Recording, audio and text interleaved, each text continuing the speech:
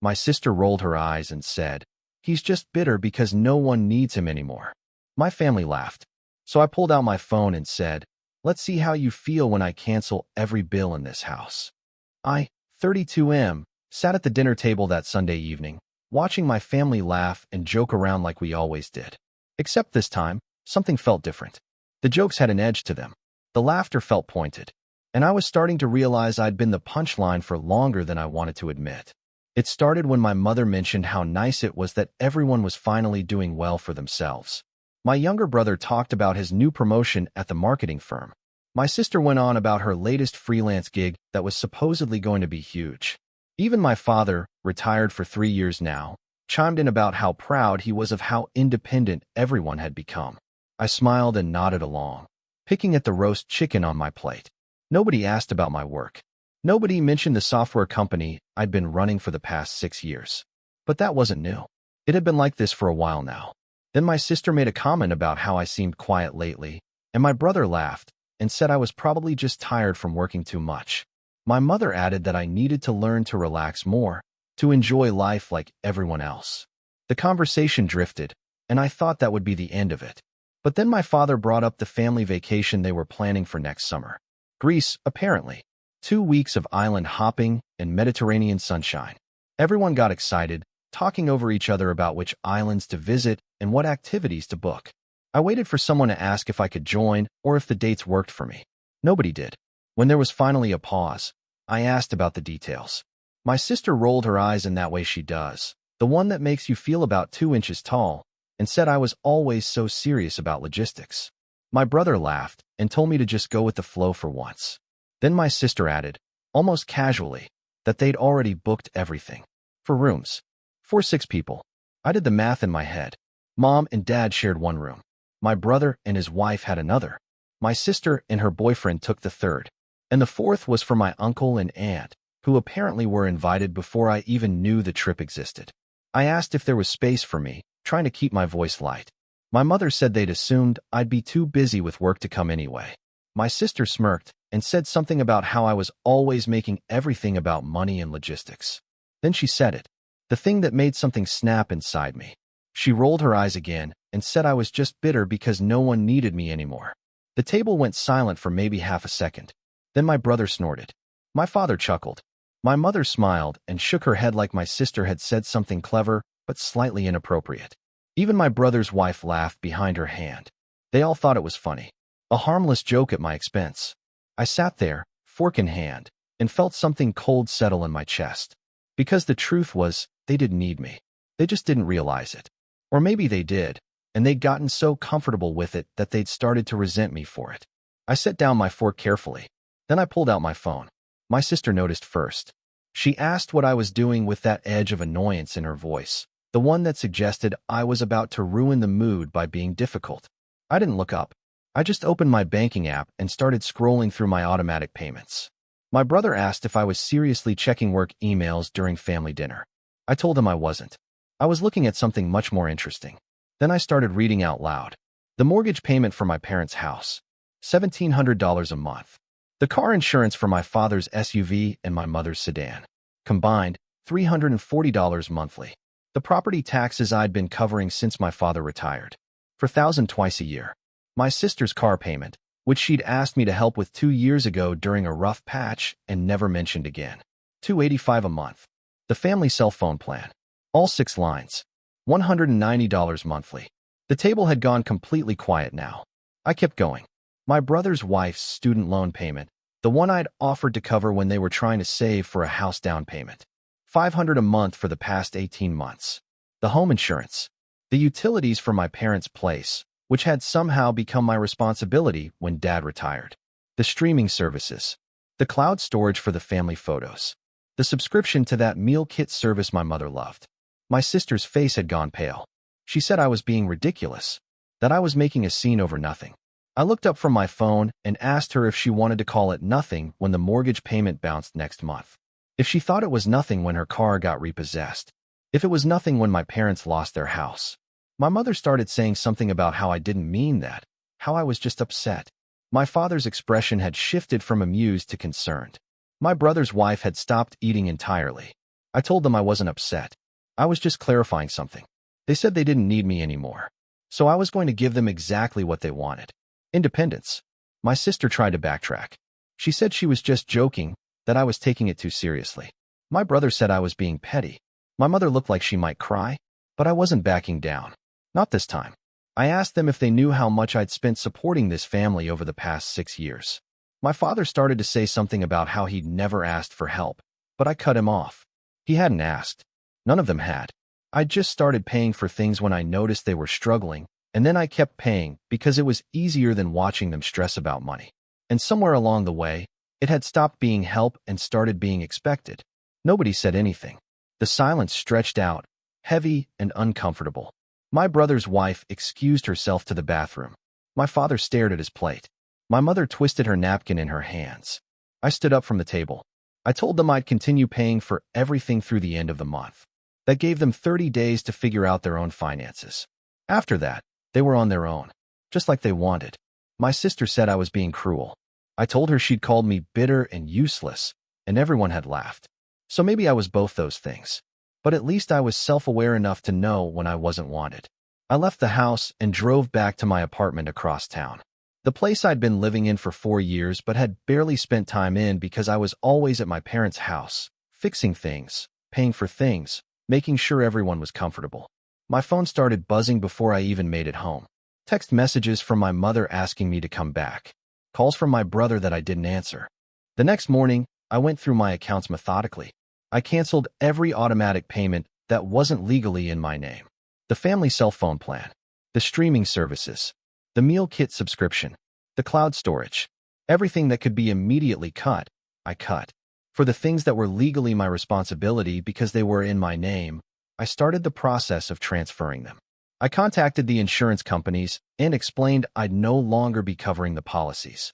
I reached out to the mortgage company about removing myself as a co-signer, which I'd stupidly agreed to 3 years ago when my parents refinanced. My phone didn't stop ringing for 3 days. My mother called crying, saying I was tearing the family apart. My father left voicemails that started angry and ended pleading. My sister sent long text messages about how I was proving her right, that I was bitter and holding money over their heads. But it was my brother who finally got to me. He showed up at my apartment on Wednesday evening. I almost didn't let him in, but he said he just wanted to talk. No drama, no guilt trips. We sat in my living room, and he told me he hadn't realized how much I'd been covering. He said he knew I helped out sometimes, but he didn't know it was everything. He thought Mom and Dad were fine financially. He thought my sister paid her own bills. He had no idea about any of it. I asked him how he couldn't know. He said everyone just assumed I was doing well and didn't mind helping out, that I never complained or brought it up, so it must not have been a big deal. He said my sister's comment was out of line, but that she probably didn't understand how much I was actually doing. I told him that was exactly the problem. I'd been supporting everyone for so long that it had become invisible. And when you're invisible, you stop mattering. You become a bank account instead of a person. And when people think of you as a bank account, they don't care when they hurt your feelings, because bank accounts don't have feelings. My brother sat with that for a while. Then he asked what I wanted. If I wanted an apology, or if I wanted them to pay me back, or what. I told him I didn't know. I just knew I was tired of being treated like my only value was my money. Tired of being excluded from family plans and then expected to fund everyone's lives. Tired of being the punchline to jokes about being bitter and lonely when the reason I was lonely was because I spent all my time and money taking care of everyone else. He nodded slowly. He said he understood and he'd talk to everyone. He promised things would change. I didn't believe him, but I appreciated that he came. The calls and messages slowed down over the next week. Then, 12 days after the dinner, my father showed up at my apartment. He looked older than I remembered, tired in a way that made me uncomfortable. He asked if we could talk, and I let him in. We sat in my living room, and he told me he'd spent the past week and a half going through the family finances. Really going through them. He said, not just looking at the bank statements, but tracking where every dollar came from and went to. He said he'd known I helped out, but he'd somehow convinced himself it was just here and there. Small things. He didn't realize I'd essentially been supporting the entire household. I asked him how he didn't know. He was silent for a long time. Then he said that when you get older and money gets tight, it's easy to accept help without looking too closely at it. Because if you look too closely, You have to acknowledge that you need it. And acknowledging you need it means acknowledging you failed somewhere. He said he was sorry, not just for not noticing, but for laughing when my sister made that comment. He said it was easier to laugh than to admit she'd touched on something he'd been feeling guilty about. That he'd raised a son who was more financially stable than he'd ever been. And instead of being proud, he felt inadequate. So when my sister mocked me, it was easier to join in than to defend me and face his own shame. I didn't know what to say to that. I'd expected anger or defensiveness, not vulnerability. He told me he'd sat down with my mother and they'd worked out a budget. They'd need to make some changes. Downsize the cable package. Cut back on eating out. Maybe sell the second car. But they could manage the mortgage and bills on their retirement income if they were careful. He'd also talked to my sister and brother. My sister's car was her problem to solve. My brother and his wife would take over their own student loan payments. Then he asked if I'd consider coming to a family dinner the following Sunday. He said he'd understand if I didn't want to, but he hoped I would. He said they needed to talk as a family, really talk, and he wanted me there. I told him I'd think about it. Update 1. I went to the dinner. I told myself I'd leave if it turned into another guilt trip or if anyone tried to minimize what happened. But I went. Everyone was already there when I arrived. The atmosphere was tense in a way our family gatherings had never been. My mother hugged me at the door and didn't say anything, which was unusual for her. My brother nodded from the couch. My sister sat at the dining table, staring at her hands. We sat down to eat, and nobody joked around. Nobody talked over each other. It was the quietest family dinner we'd had in years, and it felt wrong. Finally, my father cleared his throat and said we needed to address what happened. My sister spoke first. She said she was sorry for what she said, that she'd been thoughtless and cruel, and she didn't realize how much I'd been doing for everyone. She said she'd arranged to refinance her car through her bank, and she'd be making her own payments from now on. Then she said something that surprised me. She said she'd been jealous. I asked her what she had to be jealous about. She said I'd always been the successful one, the one who had everything figured out, and she'd felt like a failure in comparison. So when she saw an opportunity to cut me down, she took it, because making me feel small made her feel bigger, even if just for a moment. My brother went next. He and his wife had decided to take over all their own expenses. He said they should have been doing that all along, and he was embarrassed that he'd let me carry their burden for so long. He also apologized for calling me petty. He said what I did wasn't petty. It was a boundary, and he respected it. My mother talked about how they'd made a budget and were cutting back. She seemed almost excited about it, in a weird way. She said it felt good to know exactly where their money was going, to feel in control again. She apologized for not paying attention, for letting me take on responsibilities that should have been theirs. My father spoke last. He reiterated what he'd told me at my apartment. Then he said something about how he'd realized he'd taught me to be responsible and generous, but he'd failed to teach me that it was okay to say no, that boundaries weren't selfish. And by accepting my help without question or gratitude, he'd taught me the opposite lesson, that my value came from what I could provide, not who I was. I sat there taking it all in. Part of me wanted to accept the apologies and move on. Part of me was still angry, still hurt. I told them I appreciated what they were saying, but that words were easy. I needed to see change over time. My sister asked what I meant. I said I meant I wasn't going to go back to being the family bank account. I wasn't going to be the person everyone called when they needed money or help, but forgot about when they made plans or had celebrations. If they wanted me in their lives, it had to be because they actually wanted me there, not because they needed something from me. Everyone nodded. My mother said that was fair. My father said he understood. The dinner ended awkwardly, but not badly. When I left, my mother hugged me again and told me she loved me. My sister apologized again. My brother walked me to my car and said he meant what he said about respecting my boundaries. I drove home feeling cautiously hopeful, but I'd been disappointed before. Update 2. 3 months have passed since that dinner. Things have changed, slowly but noticeably. My parents sold my mother's car, and they're managing on one vehicle and my father's retirement income. My mother complains sometimes about the adjustments, but she does it to everyone, not just to me with the expectation that I'll solve it. My sister refinanced her car and picked up additional freelance work. She calls me now, sometimes just to talk. Not about money or problems, just to check in. It's strange and new, but I like it. She told me last month that going through her financial crisis made her realize she'd been coasting, expecting someone to always catch her. She said she felt more capable now, more like an actual adult. My brother and his wife are doing fine with their expenses.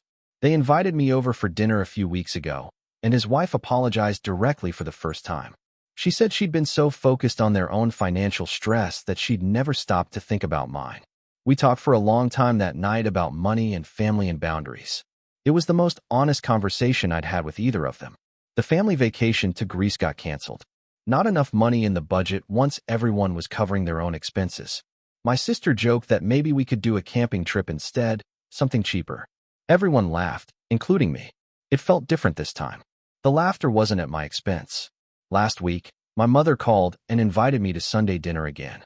She said they were making it a regular thing, first Sunday of every month, and she wanted to make sure I'd be there. Not to help with anything or pay for anything, just to be there. I said I'd come. I'm not going to pretend everything is perfect now. There are still moments where old patterns try to resurface. My father sometimes starts to mention a bill he's worried about, then catches himself. My sister occasionally hints at needing something before remembering herself. But they're trying. And that matters more than I expected it to. I've also made changes. I'm dating someone now, something I hadn't had time or energy for when I was managing everyone else's lives along with my own. I've been traveling more, taking long weekends to places I've always wanted to see. I've been investing in my own life instead of just maintaining everyone else's. Sometimes I think about that dinner, about my sister's comment, and everyone's laughter.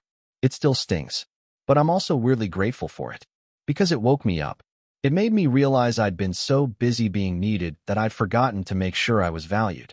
And there's a difference between the two that I'd lost sight of. My family doesn't need me anymore, not in the way they did. But they want me around now, and that's better. It's healthier. It's real. I still keep my finances separate and my boundaries firm. I still say no when requests come my way that feel like the old patterns. But I also say yes to dinners and phone calls and camping trip plans. I say yes to being part of the family again, just on different terms. Terms where I'm a person, not a solution. Where I matter for who I am, not what I provide. And that's enough.